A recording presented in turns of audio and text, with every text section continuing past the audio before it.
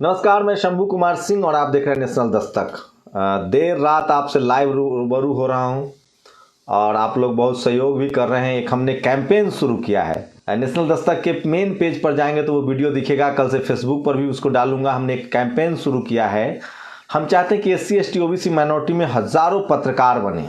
बस हमें ज़्यादा कुछ नहीं चाहिए, हम 2 सिस्टम खरीदना चाह रहे हैं, एक एडिटिंग मशीन और एक कंप्यूटर, जिसमें हम 2 लोगों को हर महीने ट्रेंड कर सकें। और ऐसा हमने करके भी दिखाया। दर्जनों हमने ऐसे युवाओं को ट्रेंड किया जो आज शानदार काम कर रहे हैं, ताकि वो शाम को आपको टीवी और अखबार से आपको दूर ले चले और आपके समाज की जो खबरें हैं उस पर आपसे बात कर सके। आज की कुछ बड़ी खबरों की बात करूंगा, लेकिन आज डिस्कस है मेरा चंद्रशेखर रावण पर। चंद्रशेखर रावण गोरखपुर से योगी आदित्यनाथ के खिलाफ चुनाव जीतेंगे हारेंगे, ये मेरे लिए बहुत बड़ा मुद्दा नहीं है। मेरे लिए मुद्दा ये है कि चंद्रशेखर रावण जनरल सीट से चुनाव लड़ रहे हैं। ये बड़ा मुद्दा है, ये ताकत है, ये दम है। मुझे ऐसे बहुजन समाज के लोग चाहिए जो आंख में आंख डालकर बात करें, जो जनरल सीट पर फाइट करें। सोचिए, मान्यवर कांसीराम साहब ने भी जनरल सीट पर चुनाव लड़ा था। सोचिए क्या विडंबना है। 25% आबादी वाला शेड्यूल कास्ट आज भी रिजर्व सीट से आगे सोच ही नहीं पाता है। आखिर क्यों? ओबीसी 60% वाला ओबीसी जो है वो चुनाव नहीं जीत पाता है और 15% सवर्ण समाज के लोग राज्यसभा में भरे हुए हैं, लोकसभा में भरे हुए हैं, सरकारी नौकरियों में भरे हुए हैं, बिजनेस में भरे हुए हैं। इस देश के सारे संसाधन पर उनका कब्जा है। ऐसा क्यों?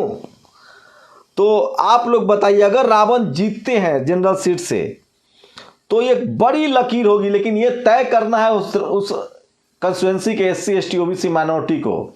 मैंने पहले भी आपको कहा था कि यूपी में जिस तरह से ट्रायंगुलर मुकाबला होने जा रहा है, मायावती, अखिलेश और रावण और बीजेपी, ऐसे में बीजेपी जीत जाएगी। लेकिन SC ST OBC माइनॉरिटी को जो लोग हमको कहते हैं रात दिन कि शंभू जी नेता को कहिए एक हो जाने के लिए, एक हाथ जाने के लिए, अरे सर, नेता अगर एक नहीं हो रहा है तो आप एक हो जाइए। कल्पना कीजिए, SC ST OBC माइनॉरिटी का आदमी तय कर ले कि हमको एक होकर वोट करना है, तो सरकार तो किसी बहुजन की ही बनेगी। अच्छा, एक बात छोड़िए, आप किसी भी पार्टी के समर्थक हैं, एक काम आप और कर सकते हैं। SC ST OBC माइनॉरिटी के लोग हर विधानसभा में कोई तो शेड्यूल कास्ट, शेड्यूल ट्राइब, पिछड़ा मुसलमान खड़ा होगा। मान लीजिए जहां BSP ने भी सवर्ण को टिकट दिया है, सपा ने भी सवर्ण को टिकट दिया है, RLD ने भी सवर्ण को टिकट दिया है, तो किसी OBC को जिता दीजिए, SC को जिताइए, मुसलमान को जिताइए। कोई भी पार्टी हो, जब सरकार बनने की बारी आएगी तो आपका हक अधिकार सुरक्षित रहेगा और आपके नेता भी घुटनों पर आ जाएंगे। अभी हम लोग यही चाहते हैं ना, अभी हम लोग यही चाहते हैं कि कम से कम बीजेपी चुनाव जो एक आदमी कह रहा है कि मैं बीजेपी के लिए काम कर रहा हूं, बिल्कुल भाई साहब सही कह रहे हैं, सच तो बोलूंगा मैं। सोचिए कि अगर सिर्फ OBC का 25% अखिलेश के साथ जा रहा है तो 25% बीजेपी के साथ जा रहा है, शेड्यूल कास्ट BSP के साथ जा रहा है। अगर OBC के साथ मुसलमान का वोट भी अगर बंट रहा है तो बीजेपी तो आएगी ही आएगी। हमारे आपके कहने से तो कुछ होगा नहीं। 10 मार्च को नतीजे देख लीजिएगा। एक तरीका है बीजेपी को रोकने का। जिस तरह से बहुजन समाज के लोग हमें कहते हैं कि SC ST OBC के नेता क्यों नहीं एकजुट हो रहे, अरे भाई साहब, अगर नेता नहीं एकजुट हो रहे तो आप एकजुट हो जाइए, हर सीट से SC ST OBC माइनॉरिटी के लोग जिता लीजिए। तो ये एक सबसे बड़ा सवाल है जो आप पर मैं छोड़ के जा रहा हूं। लेकिन सोचिए कि 25% वाला शेड्यूल कास्ट आज भी जनरल सीट पर क्यों चुनाव नहीं लड़ता है। इसीलिए दिलीप मंडल ने लिखा है, मुझे निजी तौर पर अच्छा लगता है जब SC ST का नेता अनरिजर्व सीट से लड़ता है। मान्यवर कांसीराम हमेशा अनरिजर्व सीट से जीते। 2011 की जनगणना के मुताबिक गोरखपुर में सबसे ज़्यादा SC वोट है, 21%। क्या यहाँ कभी SC नेता नहीं बनेगा सिर्फ इसलिए कि वोट अनरिजर्व है, सीट अनरिजर्व है? अनरिजर्व का मतलब ओपन सीट होता है। गोरखपुर से चंद्रशेखर, अनरिजर्व का मतलब ओपन सीट होता है। इसी तरह रिजर्वेशन में होता है, SC ST OBC और माइनॉरिटी को ये लोग रिजर्व सीट पर बेईमानी से टिका देता है।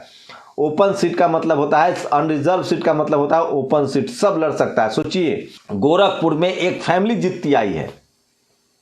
अगर SC ST OBC माइनॉरिटी के लोग जो हमें ज्ञान देते हैं, हमें कहते हैं कि शंभू जी नेता एकजुट नहीं हो रहे हैं, अरे वोटर तो एकजुट हो जाओ, हर जगह SC ST OBC माइनॉरिटी के लोगों को जिताओ और जनरल सीटों पर भी चुनाव लड़िए आप सब पार्टी से।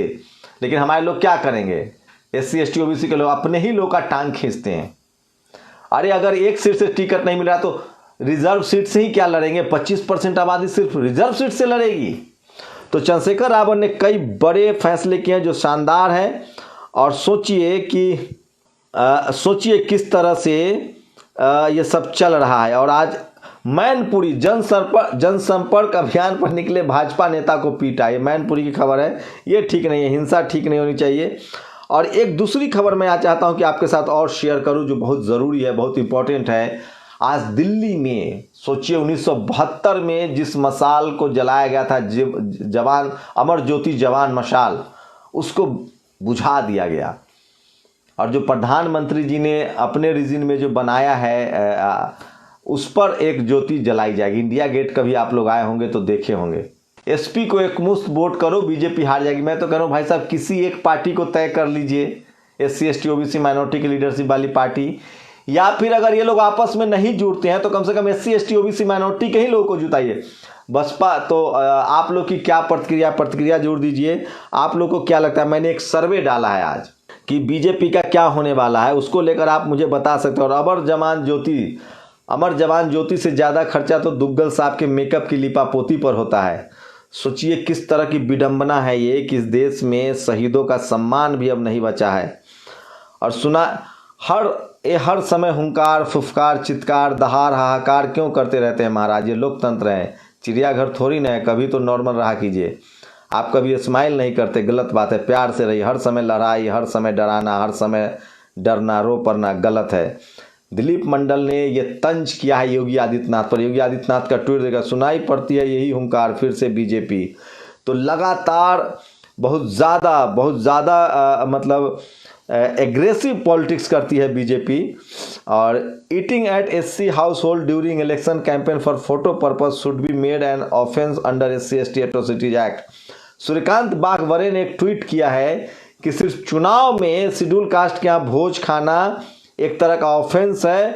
और what an idea sir ji, I also second idea RS 10 lakh per meal, 10 lakh रुपए एक। दिलीप मंडल कहते हैं कि शेड्यूल कास्ट के लोगों को कहना चाहिए कि 10 लाख रुपए में एक थाली देंगे। तो ये तमाम बड़ी खबरें मैं बताता हूँ, बार बार कह रहा हूँ कि ये वो खबरें हैं जो आपको मैं लाता हूँ। और 1971 के ऐतिहासिक जीत के बाद बनी अमर जवान ज्योति बुझा दी गई। कितना डर है इन इतिहास से, कितनी भयावह ईर्ष्या है अपने ही इतिहास से कि विजय के प्रतीक नष्ट किए जा रहे हैं। ये नहीं जानते कि एक दिन यही इतिहास इन पर थूकेगा। अशोक कुमार पांडे ने लिखा है बीजेपी के लिए।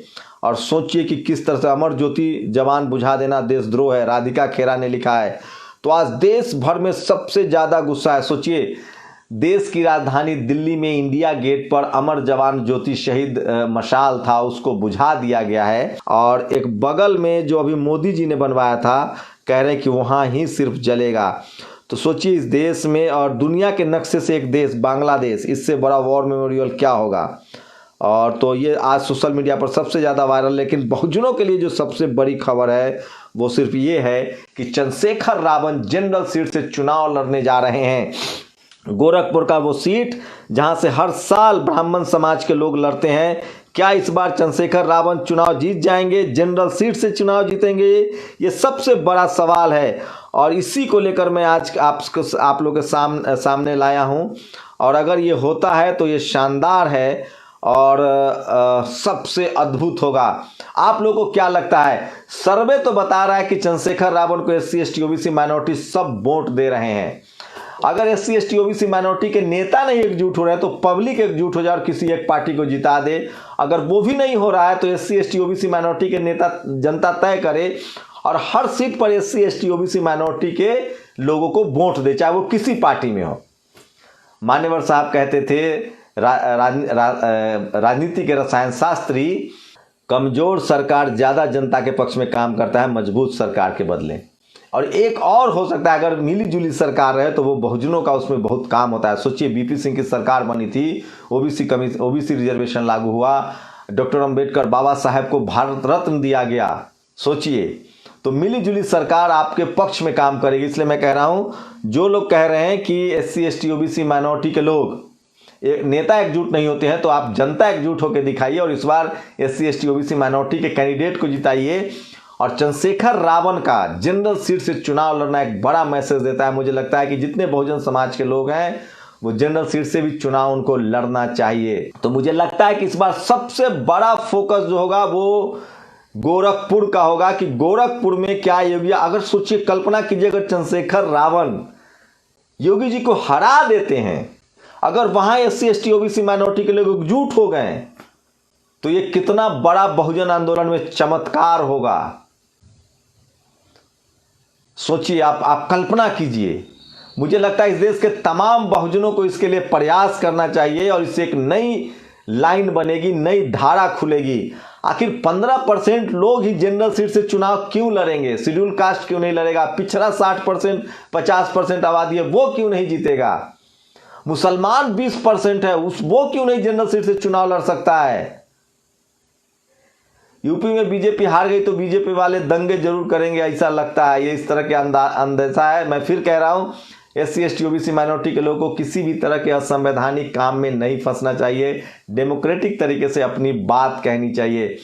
तो यूपी में चुनाव बहुत दिलचस्प है और चंद्रशेखर रावण ने और दिलचस्प बना दिया है, लेकिन टीवी अखबार जो है वो बीजेपी के साथ लगातार बना हुआ है। मैं फिर कह रहा हूं कि यूपी का चुनाव दिलचस्प होने वाला है, लेकिन इसी रेशियो से, जिस तरह के अभी हालात हैं, उस तरह से अगर चुनाव हुए, SC ST OBC माइनॉरिटी के लोग एकजुट नहीं हुए, जैसे बंगाल में गैर सवर्णों ने एक साथ ममता बनर्जी को वोट दिया था बीजेपी के खिलाफ, मुस्लिम, OBC और दलितों ने, और वहां ममता बनर्जी जीत गई। सवर्ण समाज वहां भी बीजेपी के साथ था। बस अगर उत्तर प्रदेश में अगर जनरल कैटेगरी के लोग सब एक साथ आते हैं तो यकीन मानिए बड़ा बदलाव होगा और भविष्य में हो सकता है सपा बसपा के गठबंधन से सरकार बन जाए। तो ये काम, अगर नेता एकजुट नहीं हो रहे हैं तो आप सपा बसपा को भी जिता सकते हैं। जहां जहां जनरल के, अगर सपा ने जहां जनरल को टिकट दिया वहां जनरल को हरा दीजिए, बसपा ने जहां जनरल को दिया वहां हरा दीजिए। जहां जहां जिस पार्टी का SC ST OBC माइनॉरिटी का कैंडिडेट है वो जीत जाए। कुछ लोग कहते हैं, एक बात और मैं बात खत्म करूंगा इसको कह के। सोचिए, बीजेपी 20% मुसलमानों को इग्नोर करके राजनीति करती है। बीजेपी 20% मुसलमानों को इग्नोर करके राजनीति करती है और उसके बाद भी हिंदू के नाम पर जीतती है। अगर हम लोग बहुजन के नाम पर चुनाव लड़ें और जनरल को इग्नोर कर दें, 15% जनरल को इग्नोर करके वही 100 टिकट जो जनरल कैटेगरी को मिलता है, अगर वो SC ST तो ज़्यादा नहीं है यूपी में, SC और माइनॉरिटी, मुसलमान, शेड्यूल कास्ट और पिछड़े समाज के उन जातियों का जिनकी संख्या कम है उनको टिकट दिया जाए तो ये शानदार फैसला होगा। मुझे लगता है ये छोटी सी बात भी अखिलेश यादव जी को, मायावती जी को नहीं समझ में आ रही है तो फिर तो विडंबना है। जब 20% आबादी को दरकिनार करके चुनाव लड़ा जा सकता है तो आखिर, अच्छा, जो लोग कहेंगे कि बीजेपी हिंदू के नाम पर राजनीति करती है, तो आपको बहुजन के नाम पर राजनीति करने से किसी ने मना किया है क्या? मान्यवर साहब ने साबित किया था ना बहुजनों की राजनीति करके। लालू यादव ने माई समीकरण पर चुनाव लड़ा ना, स्टालिन पेरियार की आइडियोलॉजी पर चुनाव जीत के आते हैं ना, हेमंत सोरेन ने SC ST के और OBC पिछड़ों के दम पर चुनाव जीता है ना। तो ये करना चाहिए SC ST OBC माइनॉरिटी वाली लीडरशिप के। अगर बगैर मुस्लिम के बीजेपी जीत सकती है तो बगैर सवर्णों के भी मायावती और अखिलेश यादव जीत सकते हैं, इसमें जो लीड ले लें। लेकिन पता नहीं हमारे नेताओं के आसपास कौन सी वो चौकड़ी है जो उन्हें ऐसे सोचने पर मजबूर करती है। रावण इसी तरह का कुछ फैसला कर रहे हैं, लेकिन अभी उनको, अच्छा, मैं एक बात और भविष्य का बता दूं, अगर बीजेपी आती है तो सिर्फ रावण की राजनीति बचेगी, एकदम लिख लीजिए आप लोग, क्योंकि रावण लगातार सड़क पर है। अच्छा, कोई कह रहा है जनरल 10 ही है। अगर बीजेपी दोबारा आ जाती है तो सिर्फ रावण की राजनीति बचेगी, अखिलेश जी की राजनीति और BSP सुप्रीमो मायावती की राजनीति बिल्कुल निचले पायदान पर चली जाएगी, ये लिख लीजिए। और मुझसे ना ज़्यादा उम्मीद मत रखिए आप लोग, मैं सिर्फ ग्राउंड की सही बात बताऊंगा, न केहू से दोस्ती न केहू से बैर। लोग कैसे सोच रहे हैं वो बता रहा हूं। जो शोषित है, वंचित है, 69,000 शिक्षक भर्ती में क्या हुआ, आरक्षण किस तरह से खत्म किया जा रहा है, जीबी पंत कॉलेज यूनिवर्सिटी में कैसे हुआ, आपको नौकरियां नहीं मिल रही, और SC ST OBC माइनॉरिटी के लोग, नौकरी पेशा लोग, मेरे पास हजारों ऐसे लोग के आंकड़े हैं, किस तरह से उनको परेशान किया गया है, किस तरह से उनको परेशान किया गया है, नौकरी नहीं करने दिया गया है। ये सब कुछ मैं बार बार कह रहा हूं कि जो पढ़ा लिखा बहुजन समाज है उसको सोशल कंट्रीब्यूशन करना चाहिए, घर घर जाना चाहिए, जैसे सवर्ण समाज के लोग RSS के लिए काम करते हैं। अब जो जातिवाद है वो गाँव में नहीं है, अब आपके साथ बच्चों के साथ जातिवाद जो है वो college, university, media, judiciary, bureaucracy में हो रहा है। आपके बच्चों के नंबर कम दिए जा रहे हैं, आप आईएएस बन जा रहे हैं तो भी आपको प्रताड़ित किया जा रहा है। कैबिनेट सेक्रेटरी, होम सेक्रेटरी नहीं बनने देगा, आपका सीआर खराब कर देगा। अगर आप जज बन गए तो भी आपको परेशान करेगा। सोचिए, जस्टिस कर्णन को जेल में डाल दिया गया। सोचिए, वाजपेयी, मोदी जी की सरकार में टॉप मिनिस्टर्स कौन लोग हैं? सोशल जस्टिस मंत्री शेड्यूल कास्ट, फाइनेंस मिनिस्टर ब्राह्मण, डिफेंस मिनिस्टर ठाकुर साहब, एविएशन मिनिस्टर, तो सारे टॉप के जो क्रीम मिनिस्टर्स हैं, रेल मिनिस्टर, कौन लोग हैं? तो सोचिए, आप 5 बार का मेंबर ऑफ पार्लियामेंट भी बन जाएंगे तो भी आपके हिस्से में सोशल जस्टिस मंत्रालय आता है। इस सबको तोड़ना पड़ेगा। एससी के लोग सिर्फ और सिर्फ रिजर्व सीट पर ही क्यों लड़ेंगे? चंद्रशेखर रावत ने एक बड़ी लकीर खींची है। अगर ये हो जाता है तो ये शानदार होगा। सोचिए, लोग मेरे फेसबुक पर बोलने से इतना जलन होती है, इतना गाली गलौज कर रहे हैं। सोचिए, अगर बहुजनों के पास टेलीविजन चैनल हो जाए तो क्या होगा? मैं फिर कह रहा हूं, 5%, 10% जो एससी एसटी ओबीसी माइनॉरिटी का वोट है, वो वोट जो है वो टेलीविजन से मिसगाइड होता है। काश हमारे पास टीवी और अखबार होता। इसलिए राजेंद्र प्रसाद सिंह कहते हैं कि आपके घर में 2 बीजेपी के कार्यकर्ता हैं, एक टीवी और एक अखबार, उससे सावधान रहिए। इस देश में constitutionally SC ST OBC minority जो शोषित वंचित समाज है उसको एकजुट होकर एससी एसटी ओबीसी माइनॉरिटी को ही चुनाव जिताना चाहिए, मेरी पक्का राय है। शुक्रिया। नेशनल दस्तक की आपसे गुजारिश है कि अगर इसको बचाना चाहते हैं तो नेशनल दस्तक को सब्सक्राइब करने के लिए रेड कलर के सब्सक्राइब बटन को दबाएं, फिर बेल आइकन की घंटी दबाएं। नेशनल दस्तक को बचाने के लिए बहुत जरूरी है कि हर खबर को शेयर करें, लाइक करें, कमेंट जरूर करें।